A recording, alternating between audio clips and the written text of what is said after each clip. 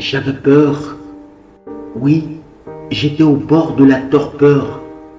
Je redoutais amèrement ce moment où, tombant dans l'effervescence d'un stress étourdissant, j'en arrive à oublier mon texte. Et quoi, vos 2, 4, 8, 10 000 yeux blancs tachetés de noir seront braqués sur moi. Oh, ces calages sont déjà braqués sur moi depuis bientôt 30 secondes.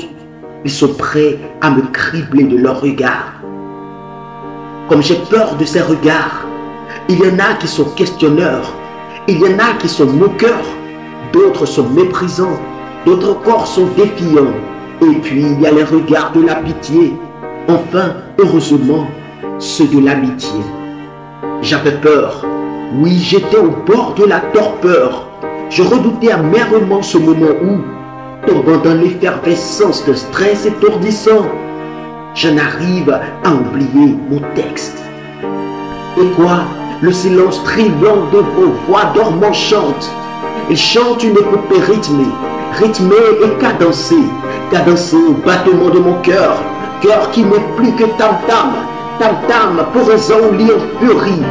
Et comme si ça ne suffisait pas, je sens ici, à l'arrière du cou, une énorme goutte de je ne sais quoi. Elle parcourt un rigolo tranquillement de haut en bas ma colonne vertébrale.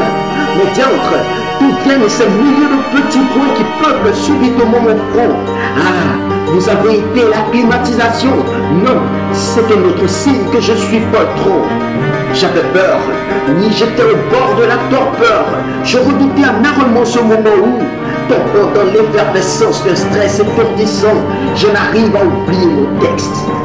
Et quoi, j'ai fini par me soumettre à la peur. Elle seule me protégeait jalousement des projecteurs. Même si elle me recouvrait d'un drap sombre et plein d'odeur, j'étais rassuré que personne ne se moque du loser. Mais un jour, j'entendis parler d'un club de slameurs. C'étaient des citoyens lambda comme vous et moi, mais ils étaient libres comme des rois. Ils étaient libres de la peur. Ils m'ont confié un secret contre la peur.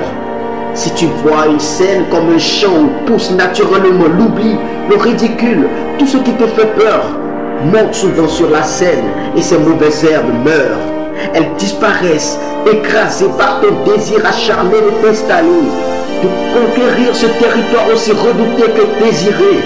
Tous les orateurs, même les plus brillants, ont leur dose de peur. Ils se lient d'amitié avec la peur, d'abord par la technique, ensuite par la répétition, et enfin, ils s'amusent à l'écraser chaque fois qu'ils montent sur scène.